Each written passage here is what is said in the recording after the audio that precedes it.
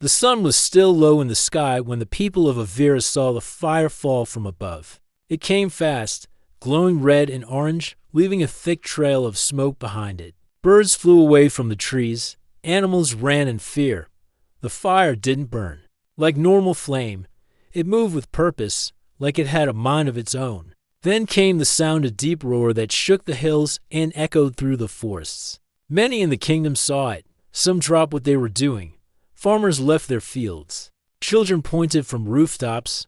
Merchants stopped selling in the market. Everyone stared at the sky as the fire crashed beyond the eastern fields, near the old stone hills. Then the ground trembled. It was not strong enough to break anything, but people felt it in their chests. After that, there was silence in the palace, high above the city. Queen Alira stood near the edge of her balcony.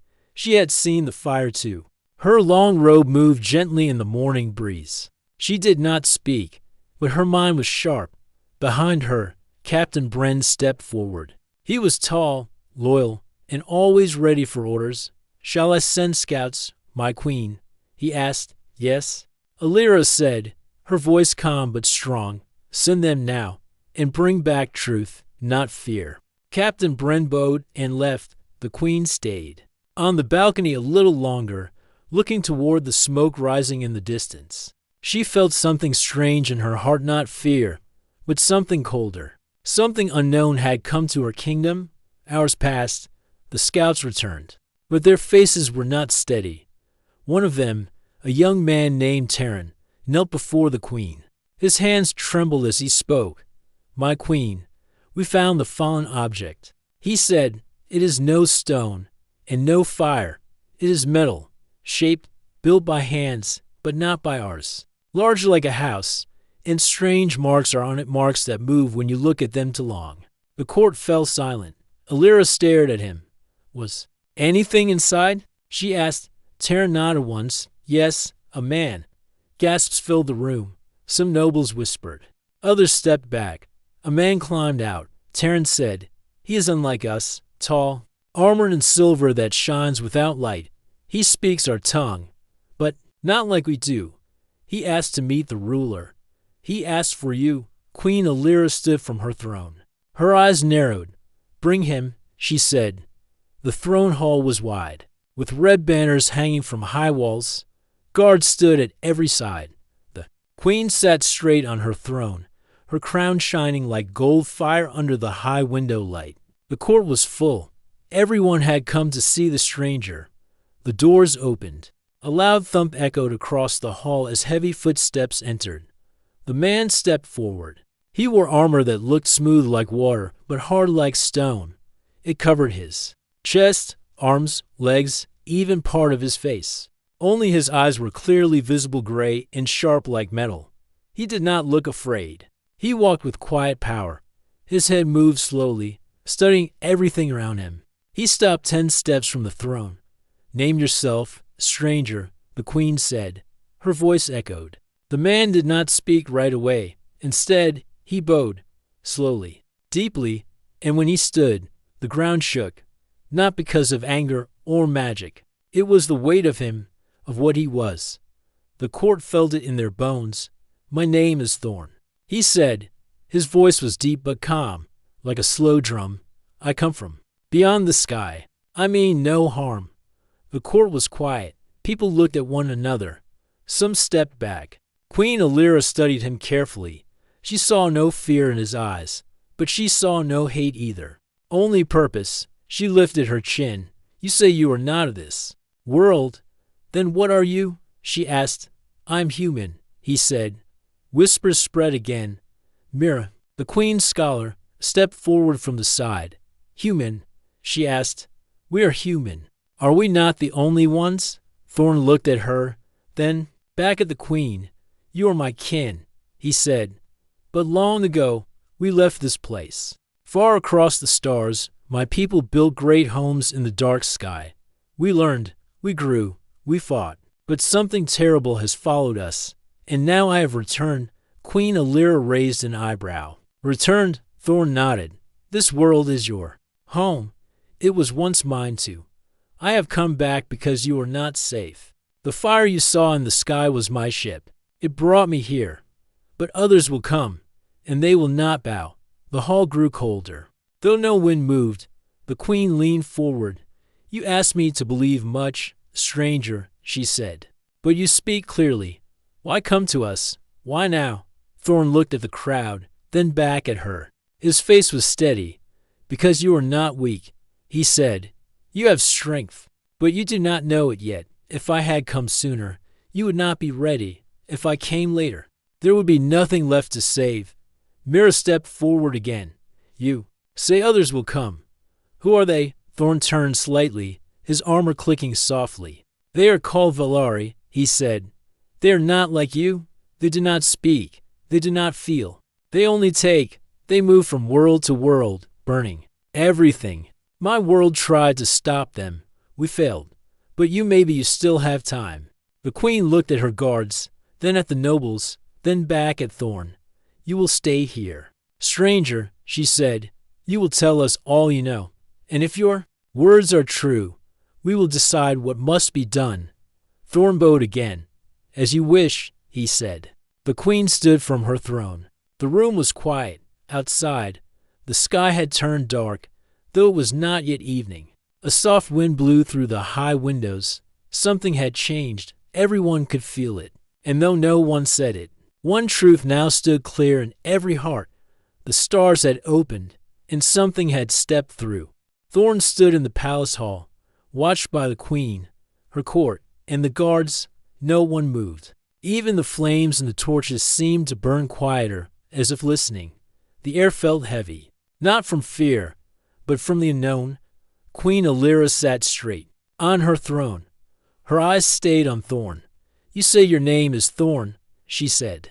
A name like that belongs to a blade or a stone, not a man. I am both, he replied. The queen raised one eyebrow. Mira, the royal scholar, stepped closer to him. She held a long scroll in her hand, filled with notes, old stories, and strange maps. She had studied many things, stars, lands, even legends, but nothing like this man. I wish to ask questions, she said. Thorn gave a small nod. I will answer. The queen allowed it with a slight wave of her hand.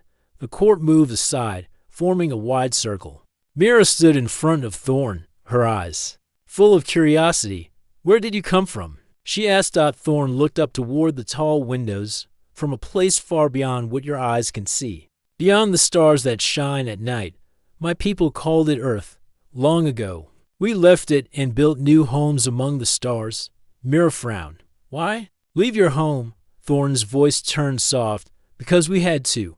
We grew too many. We fought too much. We searched for peace and space. Some found it, others lost it. The queen listened closely. The nobles remained quiet. None dared interrupt. You say your kind left this world, Mira continued. But we have no record of such a thing. No tale, no stone, no song. Thorn touched the metal band on his wrist. It glowed faintly. A blue light flickered. And then right in front of everyone a map appeared in the air. It was made of light, floating and turning slowly. The court gasped. Stars blinked. Lines connected them. One small dot at the center glowed brighter than the rest. This, Thorn said, pointing at the bright dot, is your world. We once lived here. Then we reached up and rose. The queen stood from her throne and walked down the steps. She stood beside Mira, her eyes on the map. This is not magic, she said. What is this? Technology, Thorn said. Built by hand, powered by knowledge. The queen glanced at her guards.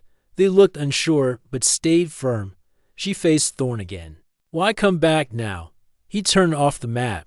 The light vanished. I followed the path of something worse, something that kills without reason. The Valari. They leave no land, no tree, no life. I came to warn you, and to stand with you. The court fell into a silence deeper than before. Mira's voice came again. What are the Valari? Are they like us? Thorn shook his head slowly. No, they are not born. They are made machines. With thought, they do not feel. They only consume. My world fought them. We failed. He paused, then looked at the queen. I came here because this world still has a chance. You still have time. The queen stared at him. She saw no lies. No games, just truth. Heavy like a mountain, she turned back to her throne. Then we must learn all we can, she said. You will stay under our care. Mira will ask. You will answer. Thorn nodded once. In the days that followed, Thorn was given a chamber inside the stone palace. It was guarded day and night, not to trap him, but to protect others in case he turned. Yet he never tried to escape. Instead, he studied the people. He walked the halls with slow steps. He watched how they worked, how they trained, how they spoke each morning. Mira would meet him with scrolls and questions. She asked about the stars, about the machines he used, about the armor that healed small cuts on its own. He answered everything. He showed her small tools from his belt, a cube that floated, a glass circle that could see through walls, a stick that turned into a glowing blade. Mira called it the light fang. You come from a world of wonders, she said one day. Thorn looked out the window. My world was full of wonder. Then it turned to ash. That evening, the queen called for a private talk. She stood in her garden, where the stars above had just begun to shine. You said you were human. She said when Thorn arrived, I am, he replied. Yet, you are not like us, she said. Thorn looked up at the stars. You are what we once were, he said. Before we changed, before we forgot where we began. You still have things we lost. Like what? She asked. Belief, simplicity, unity. When we build too much, we stop listening to each other. Then the Villari came, the queen said. Nothing for a moment. Do we have the power to stop them? She asked. Thorn looked at her, his eyes steady. You have the spirit. That is enough to begin. The queen turned back toward the palace. I will trust you, Thorn. But if you lie, if you bring danger to my people, I will strike you down myself, Thorn bowed. I expect nothing less. That night, thunder rumbled across the sky. But there were no clouds. People ran out of their homes. Soldiers ran to their posts. Above them, a shadow moved across the stars. A dark shape floated in the sky, silent and cold. It stayed for only a moment, then vanished behind the mountains. No flame, no roar, just silence. The next morning, Queen Alira sent her fastest scouts. To the mountain pass, they returned before sunset, pale, shaken. There is something out there. One said, metal, black, and sharp like a beast, not from this world. The queen closed her eyes. It had begun. Queen Alira stood by the great window of her tower. From there, she could see the mountains in the distance. The dark clouds that hovered above them were not clouds at all. They were smoke and shadow, born from something that had come from the sky. She had heard the scouts' words. Their faces had told her enough. They had found a strange black structure hidden between the rocks. It made no sound. It did not move, but they said it felt alive. The air around it was thick, cold, like something waited inside. Alira turned to her captain, who stood quietly behind her, Thorn. She said, let him see it with his own eyes. Thorn rode with Captain Bren and 20 soldiers toward the eastern mountains. Their path was quiet to quiet. The birds did not sing. The wind carried no smell of grass or trees, just dust and fear. When they reached the ridge, the soldiers stopped. None wanted to go further. Thorn stepped down from his horse and walked forward alone. His steps were slow but certain. The black structure sat in a hollow between the rocks. It was smooth and round, with no doors or windows. Lines of dim red light moved across its surface. Like veins under dark skin. Thorn walked closer. The lines on the object brightened. A low hum began, soft at first, then rising. He raised his hand and touched the surface. It was cold, colder than ice. He pressed his palm flat. The hum stopped. Then, a small section of the structure opened with a hiss. A narrow path revealed itself, leading inside. Captain Bren called out, should we follow? Thorn shook his head. Stay here. If I do not return in 1 hour, go back and tell the queen. He stepped inside the dark vessel. The air was heavy. Lights glowed softly along the walls. Symbols moved across the metal like they were alive. Thorn walked down a narrow path until he entered a wide room. In the center stood something he had hoped never to see again. It was a Pro-Velari design. Round, black, with many arms folded close to its body. It was sleeping, but not dead. It had come to watch, to listen, and to report. Thorn took a small disc from his belt. He touched it to the side of the probe. The disc blinked. It began to skin. His voice was low. You're early, too early. The probe suddenly lifted off the ground. Its arms unfolded. It turned toward Thorn, its single red eye glowing bright. The disc fell to the floor, scanning complete. The probe spoke in a voice that was not human. Target. Human. Confirmed. Thorn jumped back as the probe fired a thin beam of light. It missed him by inches and hit the wall, leaving a glowing scar. He rolled, pulled the glowing blade from his back, and slashed. The blade cut clean through one of the probe's arms. Sparks flew. The fight was fast. Thorn moved with skill and force. His blade met metal. The probe struck back, fast and sharp. But Thorn had faced them before. With one final blow, he pierced the core. The probe sparked, shook, then collapsed. He stood over it, breathing hard. The queen needed to know. The Velari had found them. Back at the palace, Alira sat in the war chamber with Mira and her generals.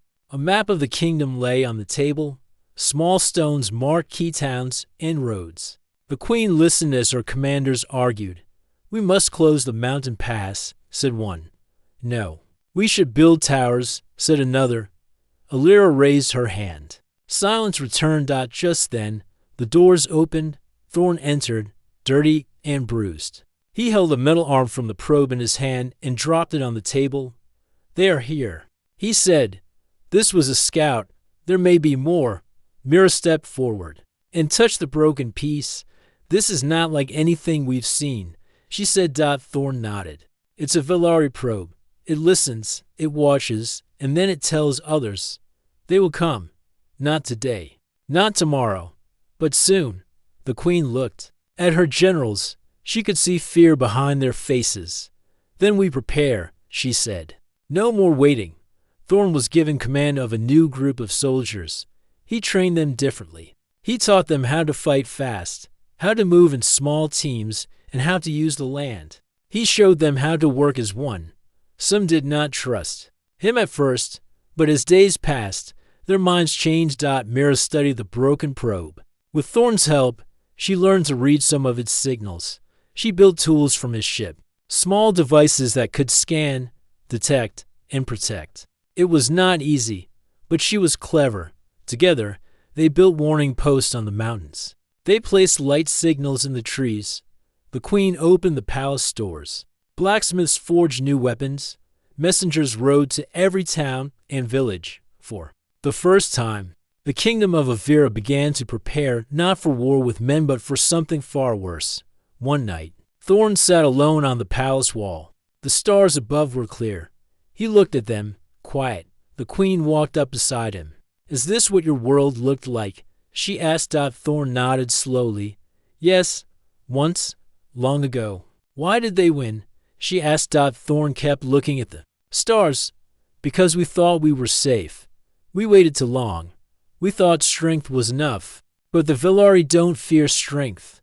They fear unity, and we were never truly one. The queen looked out over her city. Lights flickered. Soldiers trained in the yards. Blacksmiths worked through the night. Then we will be one, she said. Thorn looked at her. He saw no fear in her eyes, only fire. A week later, the first real attack came. It happened near the border village of Noran. A second black vessel landed. During the night, from it came machines, walking on long legs, with sharp arms and red eyes. They moved quickly, tearing through trees and fences. But the warning signals worked. Light beacons lit up, horns were blown. Soldiers arrived fast. This time, they were ready. Thorn led the fight. His armor glowed as he charged the largest machine. His blade cut through metal. Arrows from the soldiers found weak spots. The village burned. But the people were saved. When it ended, 3 machines lay broken. But one escaped into the sky. Thorn looked up, eyes hard. They are testing us. he said. The queen arrived the next day. She saw the damage. She saw the people rebuilding already. Her voice rang out. We will not break, she said. We will not fall. If they come for us again, we will be ready. Queen Alira stood in the middle of the war chamber. Round her were maps of the land. Red and white stones marking key points, villages, roads, towers, watchposts. The candlelight flickered as the air grew tense. Everyone knew the Velari had truly come. 3 machines had been destroyed in the border village of Noran. One had escaped. Thorn said more would follow. The court had heard the news. Some panicked. Others whispered about leaving the capital. A few questioned Thorn's place in the palace. General Darn, an old man with a sharp tongue, stepped forward. My queen, he said, forgive my words, but we do not know this man. We do not know his people, and yet he leads our best men. He brings strange tools. What if he brings more danger than the one he warns us about? Thorn stood nearby, arms crossed. He said nothing. His eyes stayed on the queen. Alira did not answer at once. She turned and looked at Mira, who stood beside the table with a scroll in hand. Mira, Alira said, what have you learned from his knowledge? Mira stepped forward. Much, she said. His tools are not magic, they are science. He showed me how to make our arrows fly straighter, how to trap machines with light, and how to send warnings faster than any horse. She looked at Thorn. He does not lie. The queen nodded and faced the room. I see doubt in your eyes, she said, and I do not blame you. But I see something else in him. When our people ran, he stood. When we feared, he fought. He warned us, and now we must decide. The chamber was quiet. Alira walked slowly to the center of the room. We can shut our gates and wait, she said.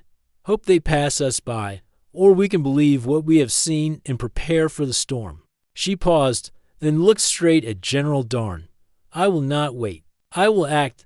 She turned to Thorn. You have my trust, for now, but earn it each day. Thorn bowed once. I will, he said. In the days that followed, the capital changed. The queen gave full support to Thorn and Mira. They created new teams, builders, scouts, inventors. Every town sent their best minds and strongest arms. Blacksmiths melted old iron to shape new weapons. Children carried messages between camps. Even nobles who once doubted began to offer gold and supplies. Thorn moved through the city like a guide, not a ruler. He trained guards not just to fight, but to think. He made them climb, roll, and move with speed. He gave them wooden copies of the machines and taught them where to strike. At first, some laughed at his ways. But when a new scout tower spotted another black vessel near the northern woods, Thorn led a team of just 10 men and stopped more Velari machines with no loss. The soldiers returned with pride. The people began to cheer when Thorn walked by. They called him the Stone Man. Queen Alira often met Thorn at dusk. They would walk through the palace gardens or stand on the tower wall. One evening, she asked him a question. Why do you help us? You owe us nothing. Thorn did not answer right away. I once had a home, he said. It was full of light, full of people who dreamed of peace. But we lost that dream. We grew too proud. We stopped listening.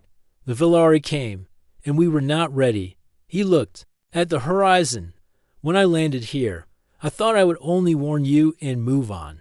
But I see something in your people.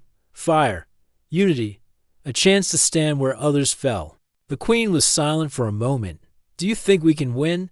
She asked. Thorn turned to her. If you keep standing together, yes, but only if you believe in yourselves more than you fear them. Mira worked day and night with her team, using the broken parts from the Velari probe. She created new defenses, a signal tower that could light the sky with blue fire if enemies were near, small boxes that screamed loud when metal came close, wires that could freeze a machine's legs. She placed one near the palace wall for testing. When Thorn walked past it in full armor, the box gave a sharp ring and lit up red. It works, Mira said with a smile. The queen watched the progress and gave orders to spread the tools across the land. In a village near the southern river, a group of elders held a council. Some wanted to leave. They had seen fire in the sky, but a young girl stood in the middle of the square and shouted, "The queen believes in us. So should you." The people stayed. They built fences. They trained with bows. One old man even made a copy of Thorn's glowing sword using glass and metal. Though it did not shine, the spirit was growing. Across the kingdom, people were no longer just waiting. They were rising. One night, a strange storm formed above the forest. Red lightning danced in the sky. No rain came. Just light and deep sound. Thorn stood under the storm, watching. "They are close," he said. The queen called a meeting before dawn. She stood at the head of the war table and spoke clearly. "The Villari move like shadows. They test us before they strike. But we are not mice. We will not hide. We will not break." She looked at every face in the room, every city, every farm. "Every soul in this land will stand ready. If they come again, they will find fire waiting." Her generals placed their hands over their hearts. Even the older ones bowed their heads. "We stand with the queen," they said. The next day, Thorn led another team to the northern highlands. There, he found a strange circle of dead land. Trees had burned without fire. Birds were gone. At the center was a marked 3 red lines in a triangle. He sent word to the queen. "This is their sign," he wrote. "They are not just coming. They are marking territory." The queen read the message and closed her fist. She turned to Mira. "We must prepare faster." Mira nodded. "I will not rest." Later that night, the queen walked alone in the garden. She looked at the stars. She thought of her people. She thought of Thorn. Then she made her choice clear in her heart. If the Villari came with darkness, she would answer with light. If they brought cold, she would answer with fire. And if they brought machines, she would answer with the hearts of people ready to fight together. She whispered to the wind, "This land is not theirs to take." The battle had tested the kingdom of Avira, but it did not break them. Instead, it brought the people closer. In every village, town, and city, men, women, and children rose with new courage. The queen's words and Thorn's strength had lit a fire in their hearts. Thorn walked through the busy streets of the capital. He saw the people working together. Builders carried stones to repair walls. Farmers trained with bows beside soldiers. Children learned from the palace scholars. Even the smallest hands held wooden swords, ready to protect their home. Mira was busy too. Her workshops buzzed with activity. She and her helpers built new tools, traps, and weapons. Many were strange to the people, small machines that could see far, devices that sent light signals, and shields that felt stronger than iron. Thorn stopped and watched a group of young soldiers practicing. Their movements were not perfect, but they were fast and fierce. One of them, a boy named Silo, caught Thorn's eye. The boy smiled and raised his wooden sword. Thorn nodded. "You have the spirit," he said. In the palace, Queen Alira met with her council. The mood was lighter now. The fear had not disappeared, but hope was growing. The queen spoke clearly. "Our people have risen. They fight not just because they must, but because they believe. That is our greatest weapon." Mira added, "With Thorn's knowledge, we can teach more. We can build more. We are not alone." The generals nodded. Plans were made to send scouts beyond the mountains and build more defenses. Thorn held lessons for the people. He taught them how to move like shadows, how to strike quickly, and how to protect each other. He showed them how to build simple machines from stone and metal. They learned how to read the sky and listen to the wind. At first, some were afraid of change. They did not trust new ways. But when Thorn helped save a group of villagers from Villari's spies, many began to listen. One day, Thorn gathered the villagers in the town square. "You are stronger than you know," he told them. "You carry the power of the earth, the fire of the sun, and the will of many hearts together. You can face any darkness." The crowd cheered. The queen often walked among her people. She saw their faces bright with hope and determination. She met with families who had lost loved ones but still stood strong. She spoke with farmers who shared food with soldiers. She spoke with children who dreamed of a peaceful future. One evening, the queen found Thorn on the palace wall, watching the stars. "You have given us much more than weapons," she said. Thorn smiled softly. "I gave you what you always had, the strength inside." The queen looked at him with respect. "You have become part of this land." Mira sent messages from her signal towers. Scouts reported that Velarii ships were gathering far beyond the mountains. The next attack was coming, but now the kingdom was ready. Thorn led a group of soldiers to the northern border. They built traps and set watches. They moved quietly in the forests, learning to live with the land. The people no longer waited for the enemy. They hunted them. In the quiet nights, Thorn told stories to the young soldiers, stories of Earth, of humans who rose from dust and fire to walk the stars. He spoke of hope, courage, and the power of unity. The young soldiers listened with wide eyes. They dreamed of being heroes. They dreamed of a world free from fear. As the weeks passed, the people of Avira changed. They were no longer just farmers or merchants or soldiers. They were protectors of their home. They were a new kind of strength. When the next Velarii ships came, they found a land alive and awake. The people fought with skill and heart. The machines were met with fire, traps, and arrows. The land shook, not just from battle, but from the roar of a people united. Thorn stood with the queen on the palace balcony after the battle. The sky was clear. The stars shone bright. "We have come far," Alira said. Thorn nodded. "But the war is not over. We must stay ready." The queen smiled. "As long as we stand together, we will never fall." The ground shook once more as Thorn stood tall. But this time, it was the sound of hope echoing through the kingdom. The sun rose red over the horizon. It was not a peaceful sunrise. Far in the north, dark shapes moved against the sky. Black ships, larger than any the people had ever seen, floated silently. Their shadows stretched long over forests and fields. Queen Alira stood on the palace balcony, watching. She felt the weight of the moment.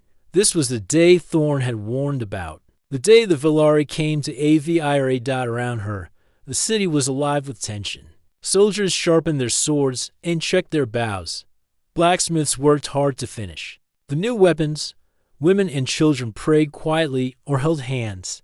The air smelled of smoke and iron. Thorn stood beside the queen. His armor glinted in the morning light.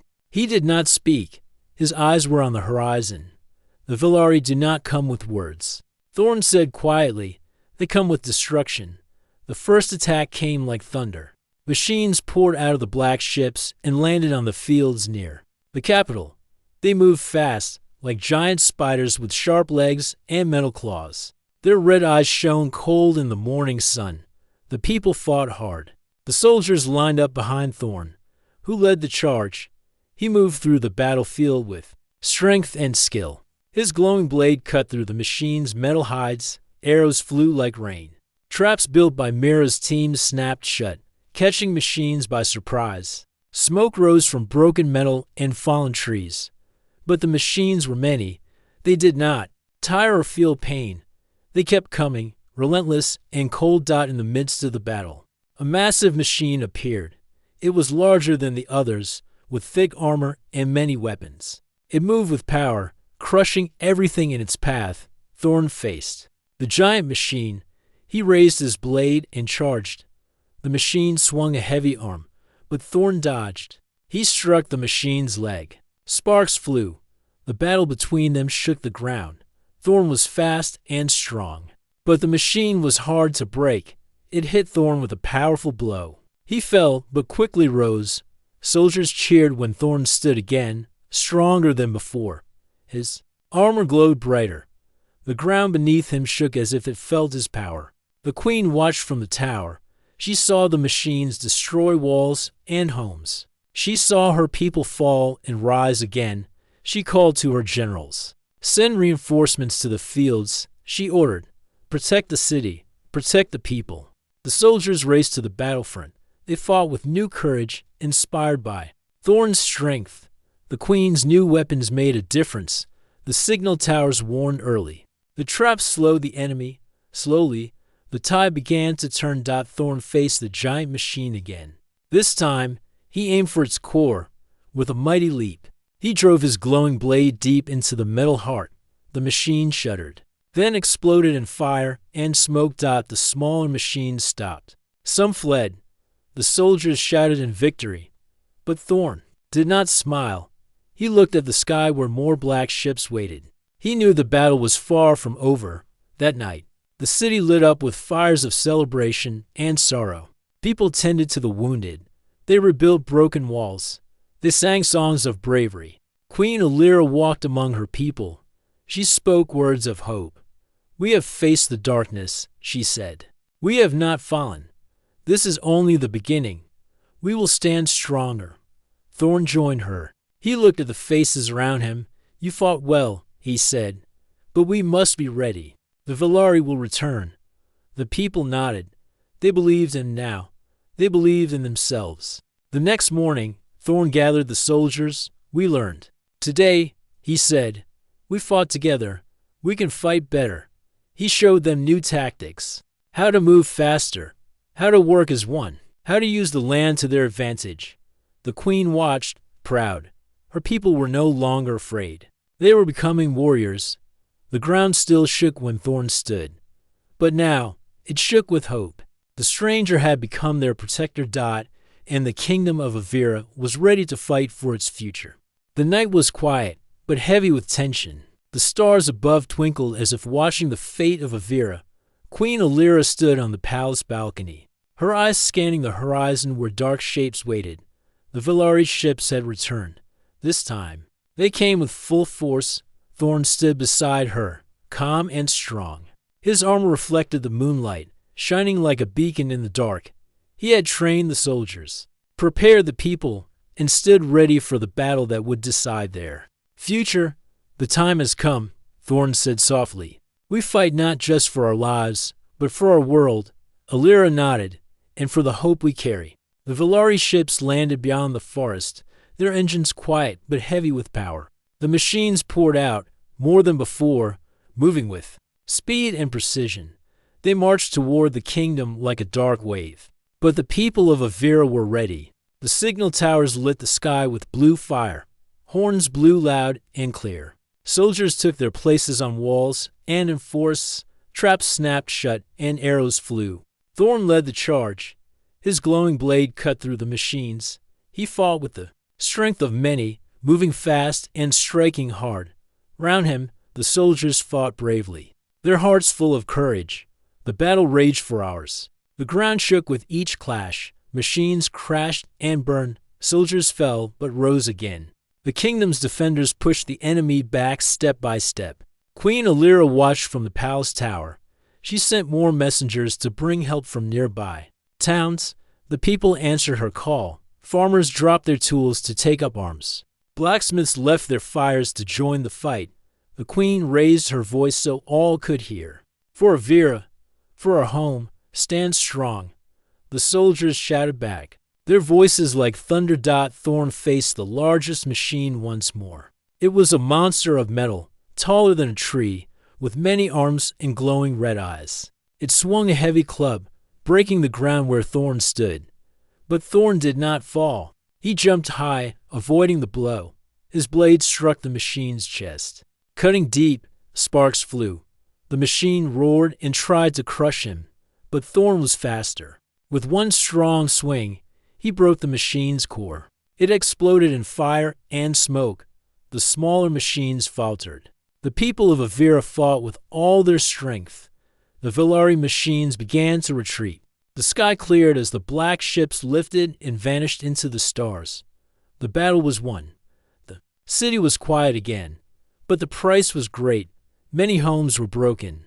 Many brave souls were gone. Queen Alira walked through the streets with Thorn. They saw the wounded and the families who cried for those lost. But they also saw hope, people helping each other, rebuilding, and standing tall. In the palace hall, the queen spoke to her people. "Today, we faced darkness," she said, "but we did not fall. We stood together. We fought with heart. This victory is ours, but it is also a reminder. We must stay ready, united, and strong." Thorn added, "The Velari may return, but we have learned, we have grown. We will protect this land with all we have." The crowd cheered. The fire of hope burned bright. Days turned to weeks. The kingdom healed. New towers rose. New weapons were made. The people never forgot the night when the ground shook under Thorn's feet the day a stranger became their protector. Queen Alira stood once more on the palace balcony. She looked at the stars and smiled. "We have named ourselves," she said softly, "and we will stand as one." Thorn bowed beside her. The ground was still beneath his feet, but now it sang with promise. The stranger was no longer a stranger. He was part of Avira.